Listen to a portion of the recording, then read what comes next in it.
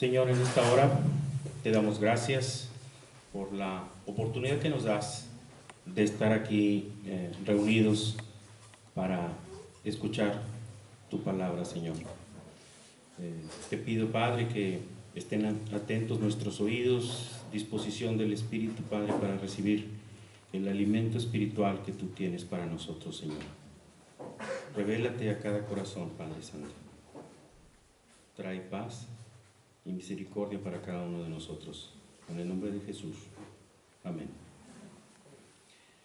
Bueno, vamos a continuar con el libro de Job. Ya está en su parte, está por llegar a la parte culminante donde aparece Dios respondiéndole a Job.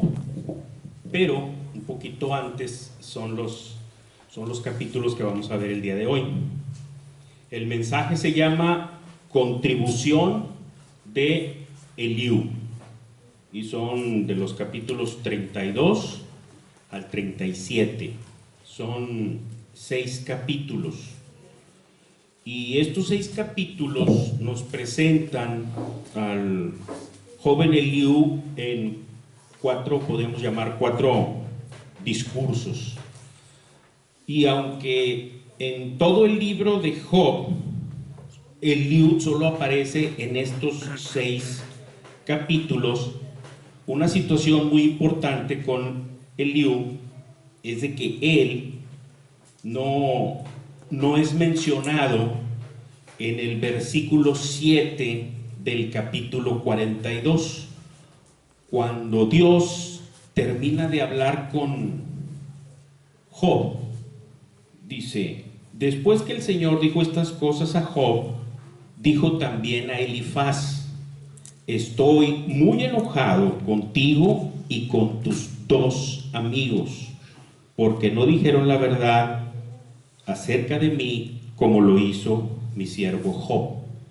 Entonces aquí vemos cómo la participación de Eliú es diferente a la que habían tenido los 3 amigos de Job. Aquí Eliú muy probablemente, muy seguramente, no cometió los mismos errores que cometieron los amigos de Job, de estarlo acusando. Aquí más que nada la situación de Eliú está en la crítica a las palabras que había dicho Job, porque tú puedes criticar a una persona por la propia persona en sí, o puedes criticar las cosas que la persona dice. Son 2 cosas diferentes, y en este caso Eliú se centra más en lo que Job había comentado, ¿sí? Entonces el mensaje del día de hoy tiene un énfasis en el papel o el rol disciplinario y redentor del sufrimiento. Sufrimiento, disciplina, redención. Son cosas que van ligadas.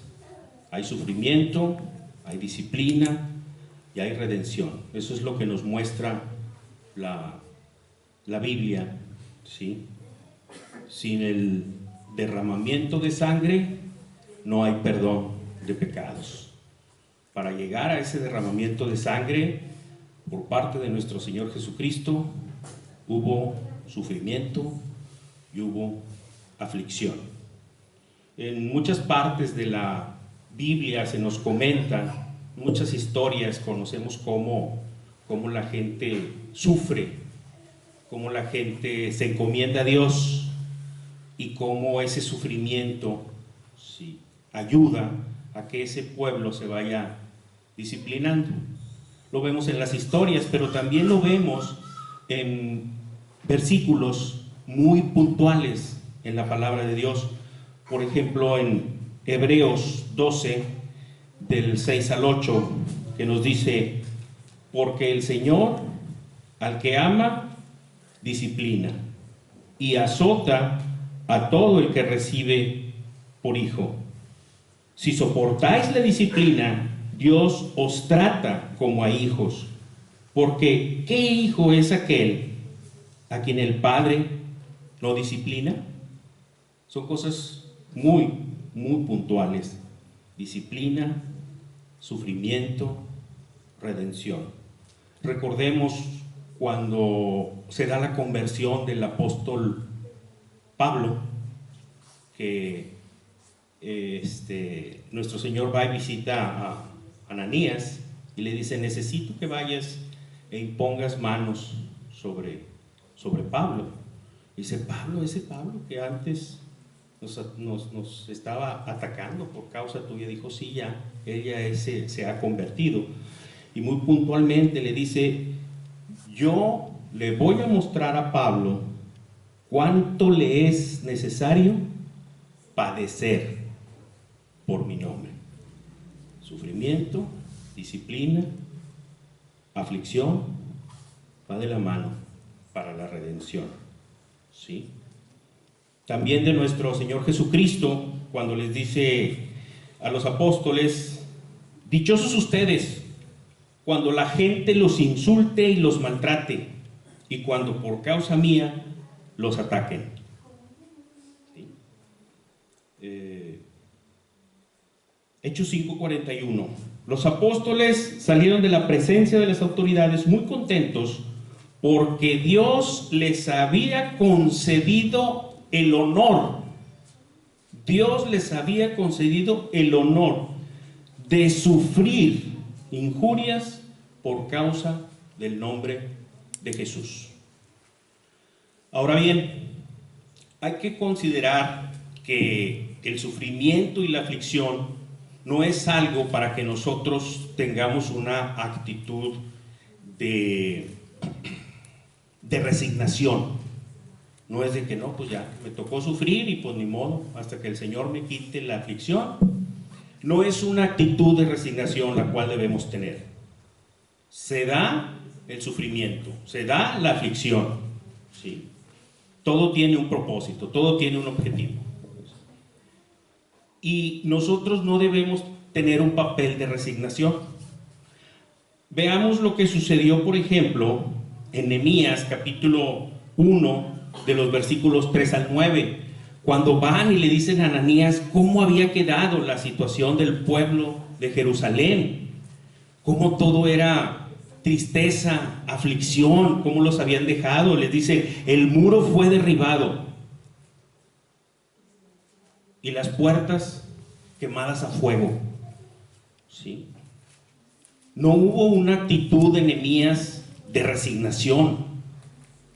¿Sí? Nosotros los cristianos no somos llamados a estar resignados en el sufrimiento, en la aflicción. Nosotros somos llevados a actuar en esas condiciones. ¿Cómo? Vamos a ver este ejemplo. Dice Nehemías: cuando escuché estas palabras me senté y lloré. Sí, hay sufrimiento. Sí. Hice duelo por algunos días y ayuné y oré delante del Dios de los cielos. Y dije: te ruego, oh Jehová, Dios de los cielos, fuerte, grande, temible, que guarda el pacto y la misericordia a los que te aman y guardan tus mandamientos. Esté ahora atento tu oído y abiertos tus ojos para oír la oración de tu siervo que hago delante de ti de día y de noche. Dice la Escritura: orad en todo tiempo. Dice: por los hijos de Israel, tus siervos, confieso los pecados de los hijos de Israel que hemos cometido contra ti. Sí, yo y la casa de mi padre hemos pecado. En extremo nos hemos corrompido contra ti y no hemos guardado tus mandamientos, estatutos y preceptos que le diste a Moisés tu siervo. Acuérdate también ahora de tu palabra, diciendo: si vosotros pecareis, yo os dispersaré por los pueblos, pero si os volviereis a mí, guardareis mis mandamientos y los pusiereis por obra, aunque vuestra dispersión fuese al extremo de los cielos, de allí os recogeré y traeré al lugar que escogí para habitar allí, para hacer habitar allí mi nombre. En aquel tiempo, pues era Jerusalén donde él había de habitar. En este tiempo, espiritualmente, es tu corazón y el mío donde él habita. ¿Sí? Si hay pecado, aléjate de él, busca el rostro del Señor para que regrese a habitar en tu corazón y restablezcas la comunión con él. Entonces, aquí, en esta situación de Eliú, viene a ser una especie como de Juan el Bautista en estos capítulos, como hemos llevado la narrativa. De repente aparece como si fuese enviado para preparar el camino al Señor, porque inmediatamente después que él termina de hablar en estos capítulos que vamos a ver, aparece el Señor Dios en un torbellino, ¿sí? Entonces vemos cómo después de 31 capítulos en donde le suceden estas desgracias a Job, en donde los amigos lo están acusando, en donde Job tiene aflicción que le llega hasta su cuerpo, ¿sí? Y está clamando. Entonces termina con el capítulo 31 que veíamos, en donde Job habla de su integridad. Y después de esto aparece Eliú, el más joven de los tres, el más joven de los tres amigos que estaban ahí.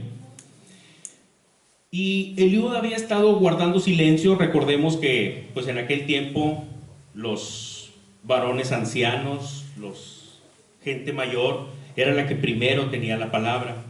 Y él había estado allí, paciente, escuchando cada una de las cosas que se decían, tanto de los amigos de Job como de Job, ¿sí?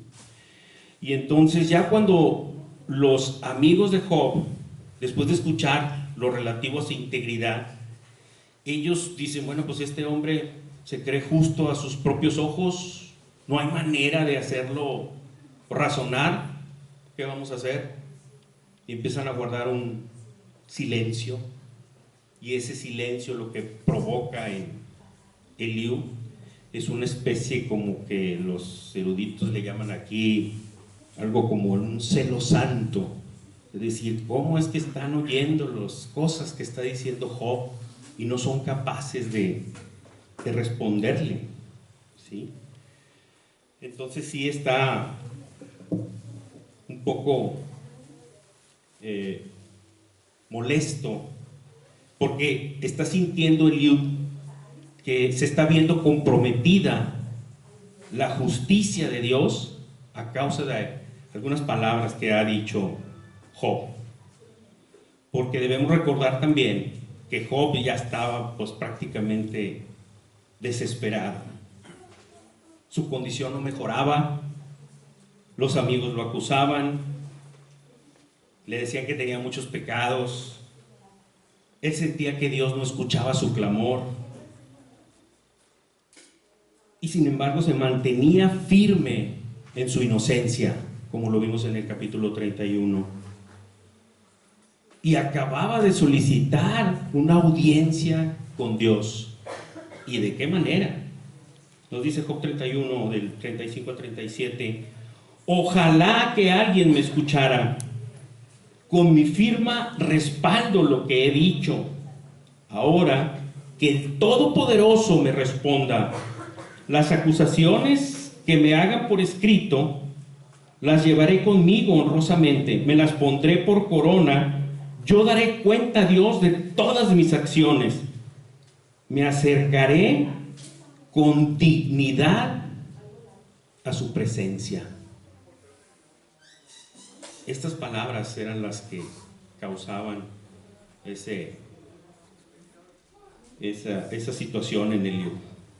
Esta actitud de Job, me presentaré con dignidad delante de su presencia. Si nosotros recordamos un poquito, esta actitud de Job contrasta un poco, mucho, prácticamente es la otra cara de la moneda, con la actitud del hijo pródigo. El hijo pródigo estaba perdido, completamente perdido.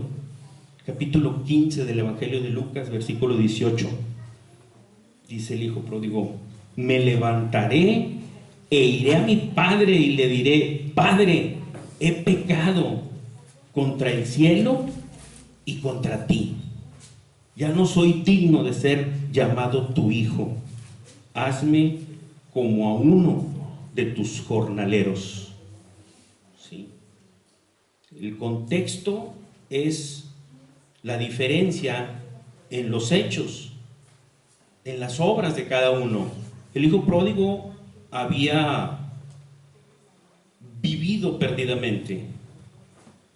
Job había tenido muchas obras de integridad, pero no son las obras las que te hacen digno de estar delante de la presencia de Dios. Lo que te hace digno es el sufrimiento que pagó Jesucristo en la cruz del Calvario. Lo que te hace digno es lo que Él pagó por nosotros.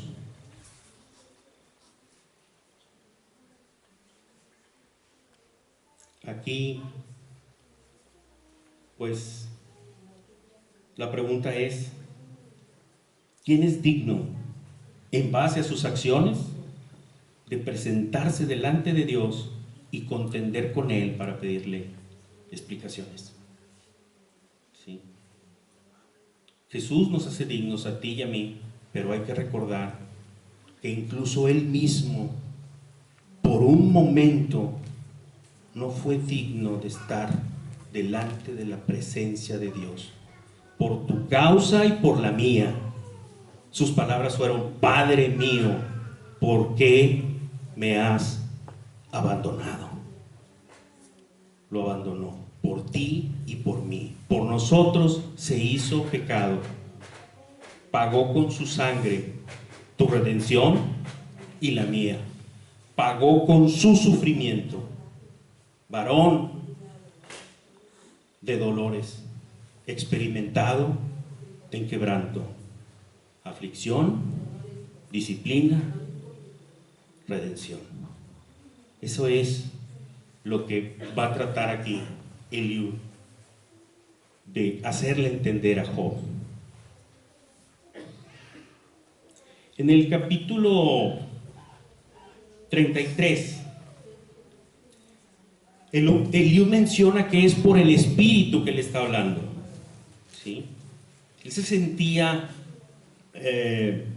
lleno del Espíritu. El Espíritu había trabajado en Eliú, lo había preparado, como dijimos hace un momento, así como Juan el Bautista, ¿sí?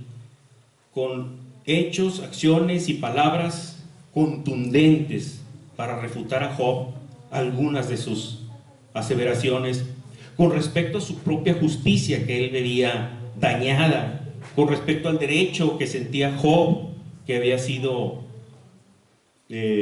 ignorado, ¿sí? Y le dice en Job 33 del 9 al 12, le recuerda las palabras, le dice: porque tú dices, Job, yo soy limpio, sin transgresión, soy inocente y en mí no hay culpa. He aquí, él busca pretextos contra mí, me tiene por enemigo suyo, pone mis pies en el cepo, vigila todas mis sendas.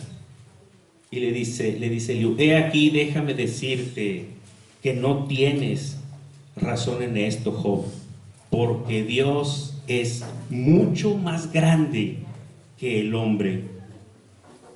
Eliú era lo que buscaba, que Job entendiera la grandeza de Dios y la manera siempre justa en que Dios hace las cosas sin pervertir el derecho de nadie. ¿Sí? le dice: ¿por qué te quejas contra él diciendo que no da cuenta de tus acciones?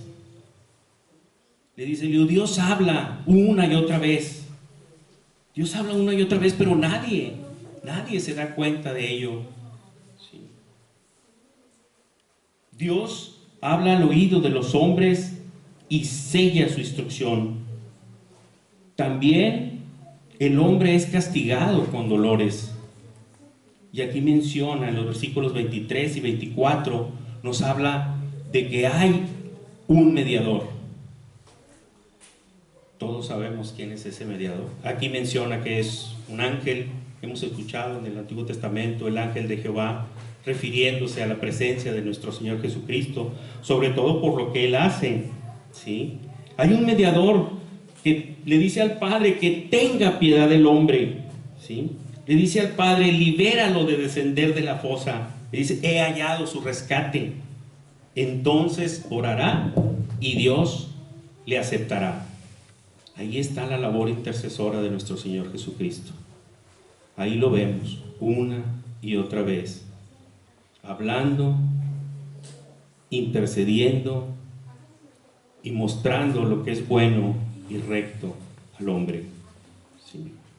Dice: Él lo aceptará y verá con gozo su rostro y restaurará su justicia, y con alegría cantará a los hombres.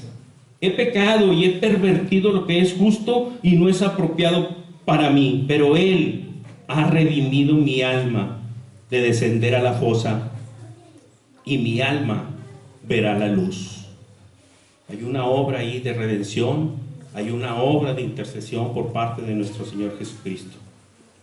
Y no solo eso, sino que dice yo también, Dios hace esto a menudo con los hombres para rescatar su alma de la fosa, para que sea iluminado con la luz de la vida.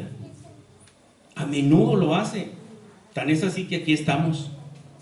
A menudo lo hace. Lo hizo contigo, lo hizo conmigo, y lo está haciendo con otra gente que está escuchando en alguna otra parte el mensaje de la esperanza de salvación que hay en Cristo Jesús. ¿Sí? Aquí le está diciendo Eliú le está diciendo a Job: ese dolor que tienes, ese dolor es una disciplina que hay que tener paciencia para poder llevarla a cabo. Ese sufrimiento va a terminar, porque Dios libra al afligido. ¿Sí? No importa cuánto tiempo pueda pasar, Dios nunca quita los ojos de los justos. Eso dice la Escritura. ¿Sí? Y continúa Eliud con su discurso, refutando nuevamente palabras que salieron de la boca de Job. En el capítulo 34 le vuelve a remarcar a Job, le dice: porque tú has dicho, yo soy justo, pero Dios me ha quitado mi derecho. ¿He de mentir respecto a mi derecho? Mi herida es incurable sin haber yo cometido transgresión. ¿Qué hombre es como Job, que bebe el escarnio como agua, que va en compañía de los que hacen iniquidad y anda con hombres perversos? Porque ha dicho Job: nada gana el hombre cuando se complace en Dios. ¿Alguna vez has pensado así? Estando en aflicción, ¿te ha cruzado por la cabeza decir: ¿qué caso tiene? Mi aflicción no termina y sigo en las mismas y no veo la puerta?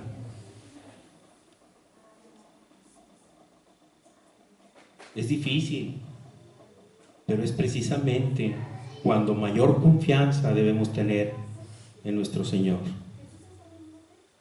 Es importante que nunca olvidemos eso, que siempre estemos preparados, ¿sí?, para estar delante de Dios en cualquier tipo de momento, ¿sí?, porque Él no permitirá que tengas una carga más fuerte de la que puedas llevar, y Él está ahí a tu lado llevándola contigo, ¿sí?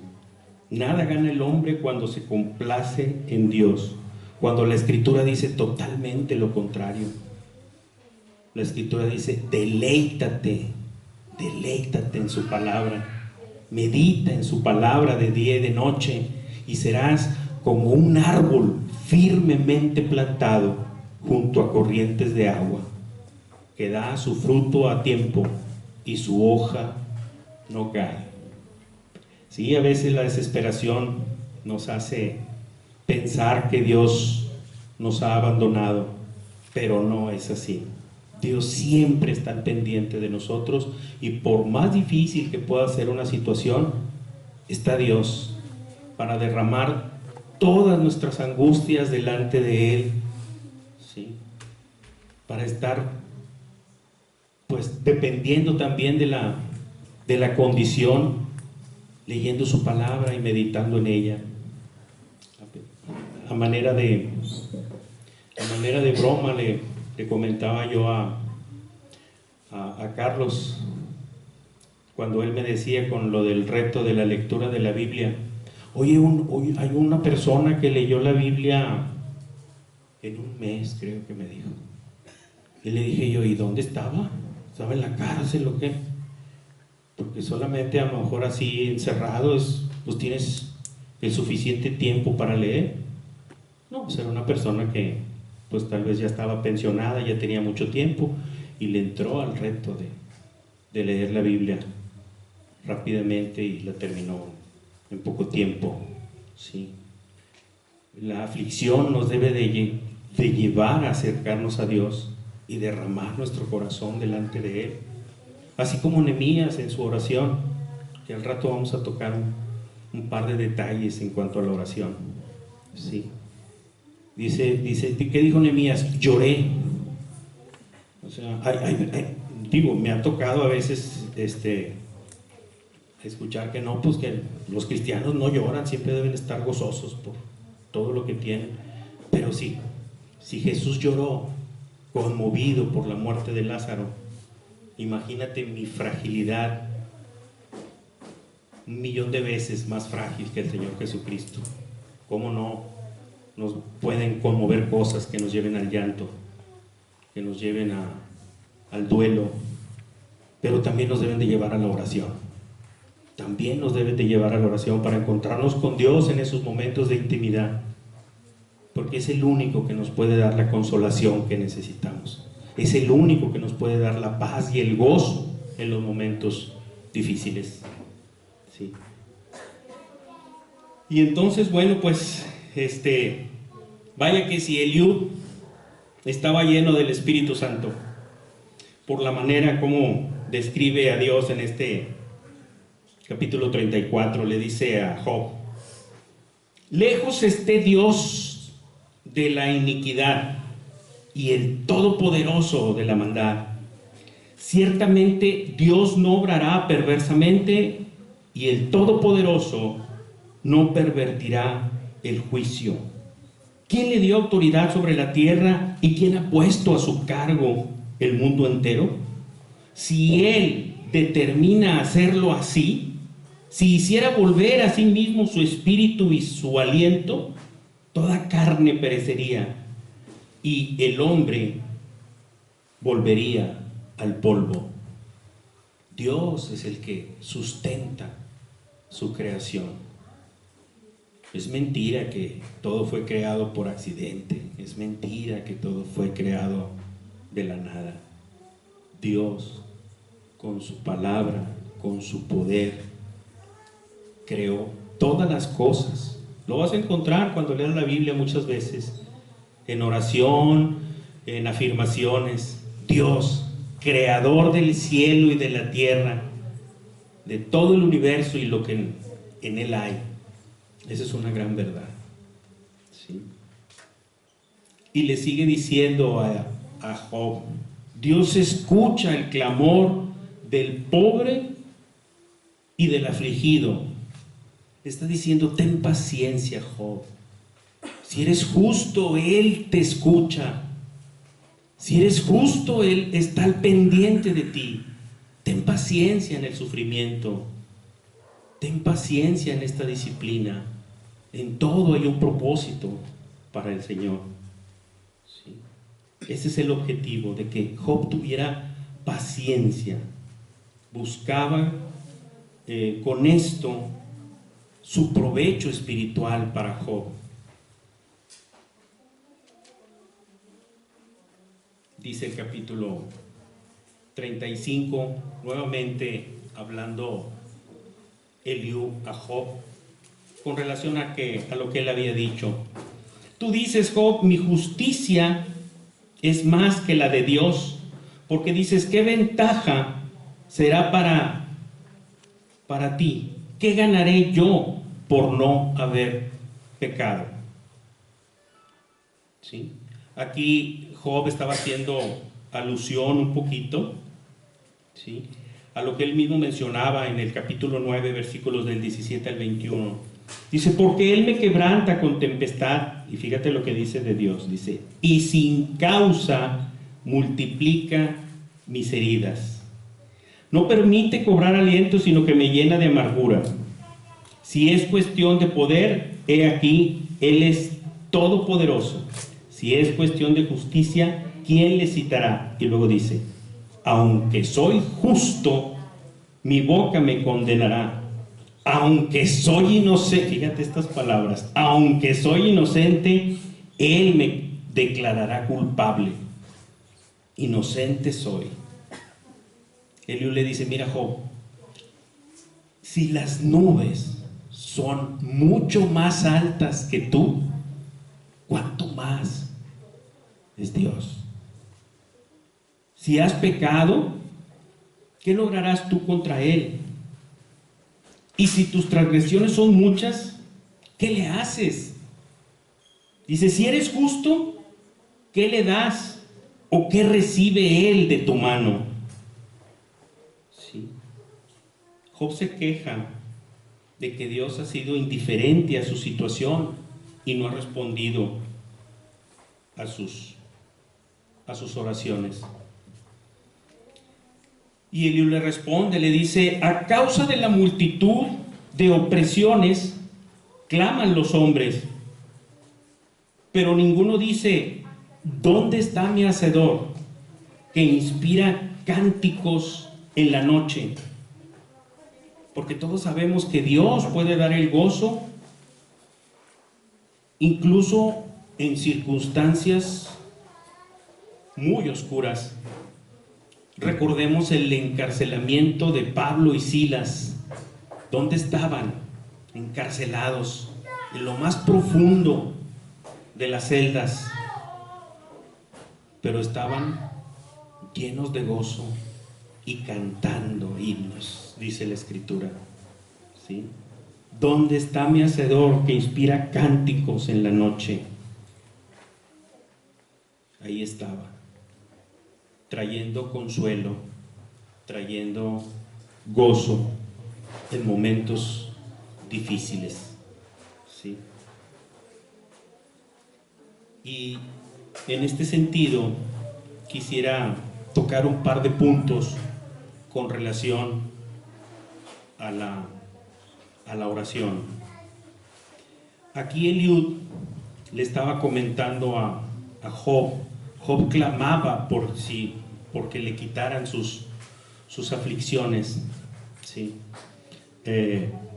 Una cosa es clamar porque te quiten las aflicciones y otra cosa es estar en oración. Nosotros hemos visto, que ahorita vimos cómo Nehemías oraba al Señor. Primeramente debemos reconocer quién es Él. Eso es lo primero. Y nosotros hemos escuchado aquí las oraciones a la hora que nos dirigimos a Dios.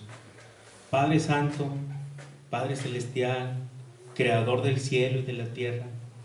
¿Sí? Primeramente debemos reconocer quién es Él. Eso dice Nehemías. Eso dice Nehemías, aquí como lo vimos. ¿Sí?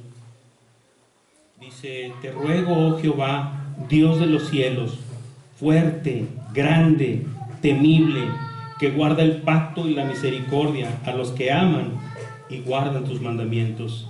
Nunca debemos olvidar a quién nos estamos dirigiendo y cómo debemos dirigirnos a Dios.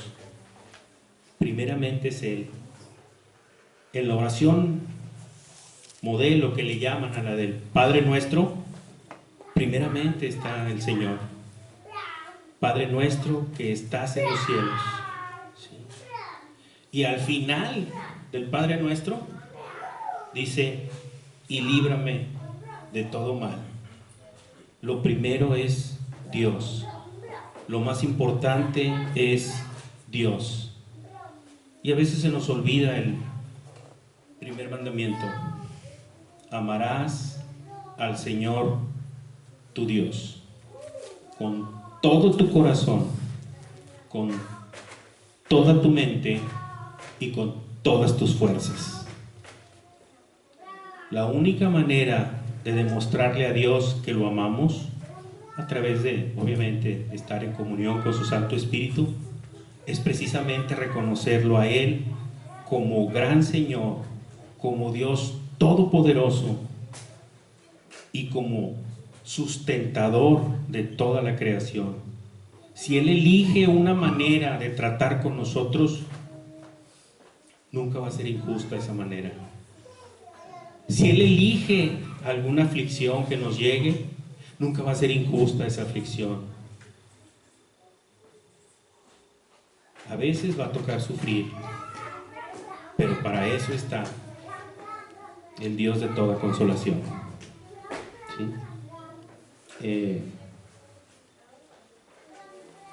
A mí me regalaron una Biblia aquí y textualmente voy a leer lo que dice.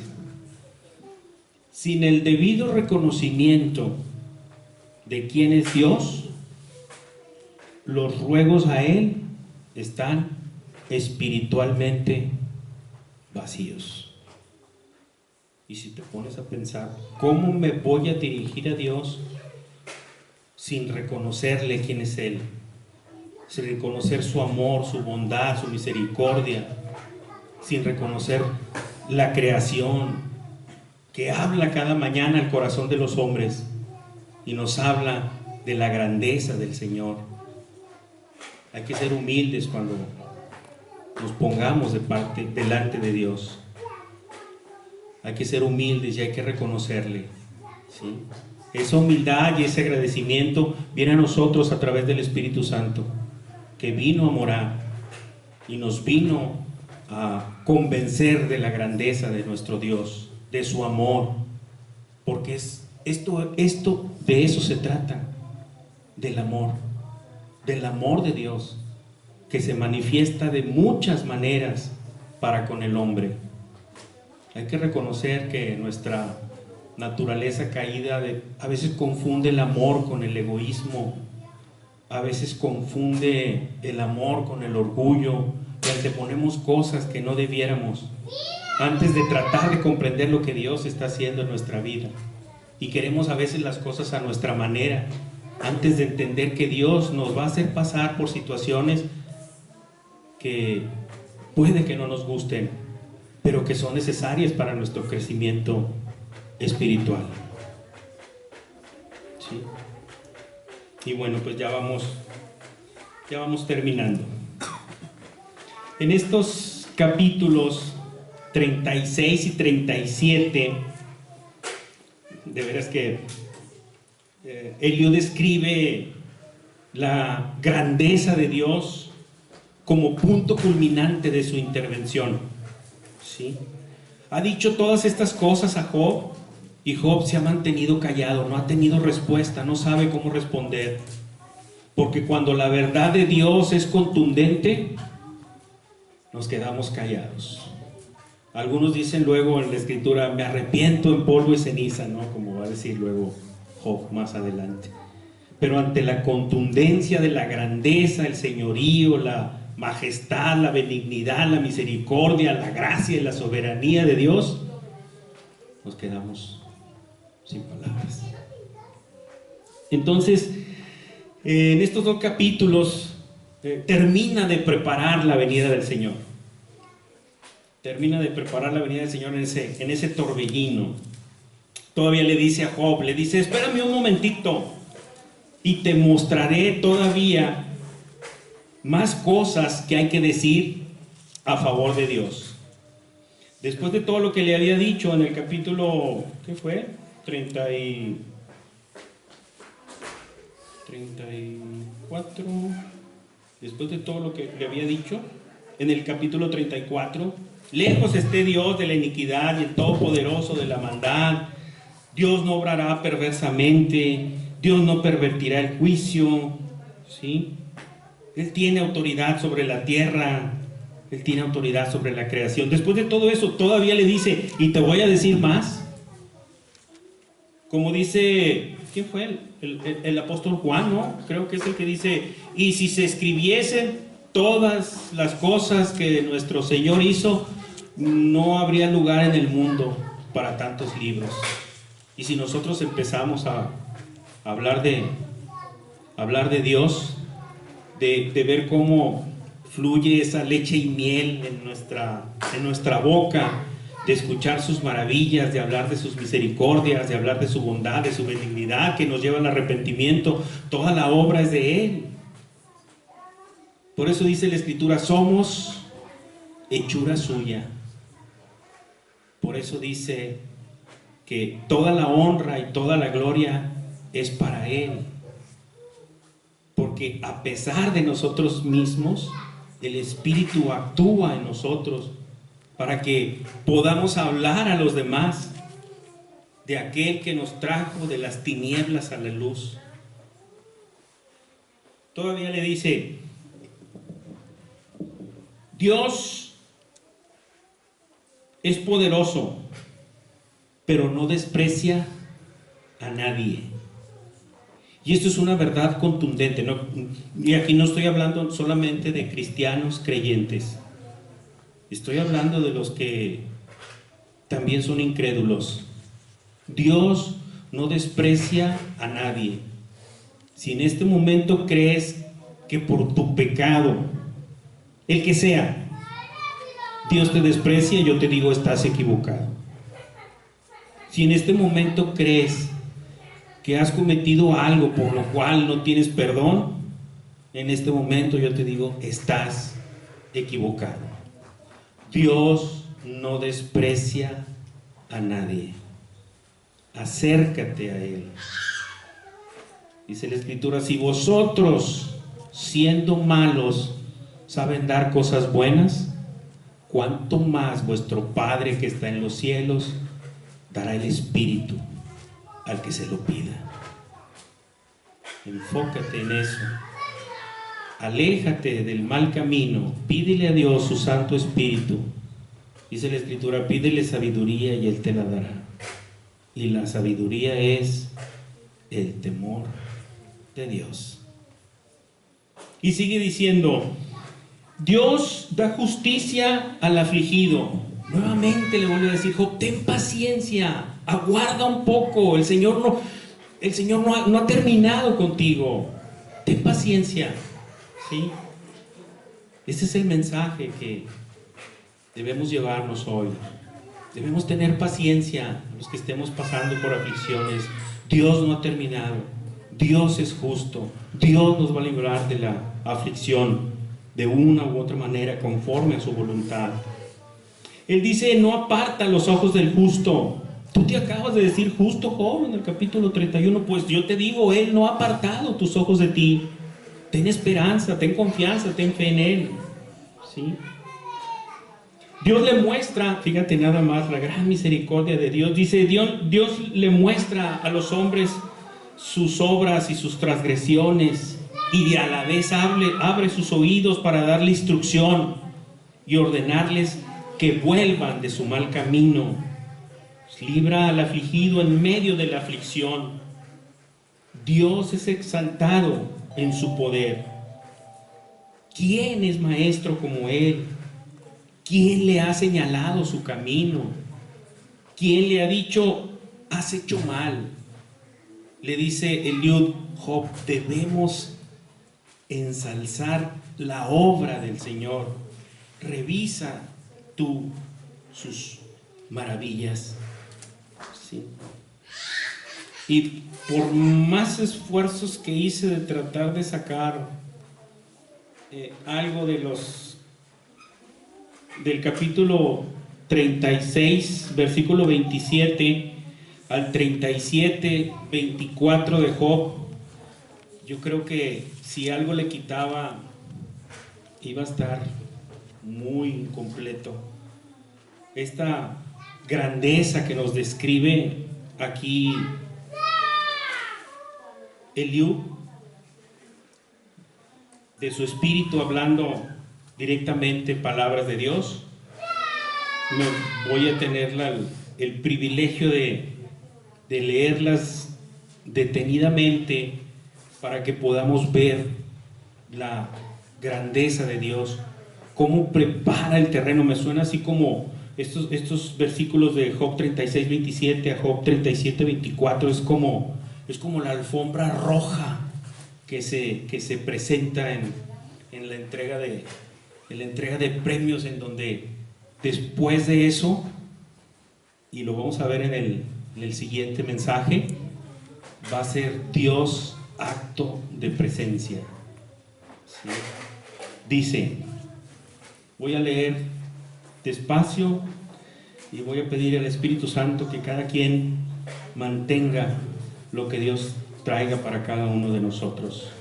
Dice, porque Él atrae las gotas de agua y ellas del vapor destilan lluvia, que derraman las nubes y en abundancia gotean sobre el hombre. ¿Puede alguno comprender la extensión de las nubes o el tronar de su pabellón? He aquí, Él extiende su relámpago en derredor suyo y cubre los abismos del mar. Pues por estos medios Él juzga a los pueblos y da aliento en abundancia. Él cubre sus manos con el relámpago y le ordena dar en el blanco. Su trueno anuncia su presencia, también el ganado respecto a lo que se levanta. Ante esto también tiembla mi corazón y salta de su lugar. Escuchad atentamente el estruendo de su voz y el rugido que sale de su boca. Bajo todos los cielos lo suelta y su relámpago hasta los confines de la tierra. Tras él ruge una voz, truena él con su majestuosa voz y no retiene los relámpagos mientras se oye su voz. Maravillosamente truena Dios con su voz, haciendo grandes cosas que no comprendemos. Porque a la nieve dice, cae sobre la tierra, y al aguacero y a la lluvia, sed fuertes. Él sella la mano de todo hombre para que todos conozcan su obra. La fiera entra en su guarida y permanece en su madriguera. Del sur viene el torbellino y del norte el frío. Del soplo de Dios se forma el hielo y se congela la extensión de las aguas. También Él carga de humedad la densa nube y esparce la nube con su relámpago. Aquella gira y da vueltas por su sabia dirección para hacer todo lo que Él le ordena sobre la faz de la tierra, ya sea por corrección o por el mundo suyo o por misericordia. Él hace que suceda. Escucha esto, Job, y detente y considera las maravillas de Dios. ¿Sabes tú cómo Dios las establece y hace resplandecer el relámpago de su nube? ¿Sabes tú la posición de las densas nubes? Maravillas del perfecto conocimiento. Tú, cuyos vestidos están calientes cuando la tierra está en calma a causa del viento del sur, ¿puedes con él extender el firmamento fuerte como espejo de metal fundido? Enséñanos, Job, ¿qué le hemos de decir a Dios? No podemos ordenar nuestro argumento a causa de las tinieblas. Habrá que contarle a Dios lo que yo quiero hablar? ¿O debe un hombre decir que quiere ser tragado? Ahora los hombres no ven la luz que brilla en el firmamento, pero pasa el viento y lo despeja. Del norte viene dorado esplendor, majestad impresionante alrededor de Dios. Es el Todopoderoso. No le podemos alcanzar. Él es grande en poder y no pervertirá el juicio ni la abundante justicia. Por eso le temen los hombres. Él no estima a ninguno que se cree sabio de corazón. Eso es lo que termina Eliud de hablar con Job. Esa es la grandeza. Y todo esto todavía parece pequeño respecto a lo que vamos a ver en el siguiente mensaje. Pero aquí quedamos plenos de esta teología que hemos escuchado de parte de Eliud, de esta grandeza de Dios, de su benignidad, de su misericordia. Y ya nada más para concluir, 3 puntos que quisiera dejar. Número 1, la aflicción, la disciplina y el sufrimiento provienen de parte de Dios y tienen por objeto el que vayamos formando un carácter cada vez más parecido al carácter de Dios. Aquí seamos pacientes en las aflicciones, pero muy activos en la oración. Número 2. Dios a menudo está hablando para rescatar tu alma y seas iluminado con la luz de la vida. No endurezcas tu corazón. Dispón tu alma para que el Señor haga el milagro transformador en tu vida.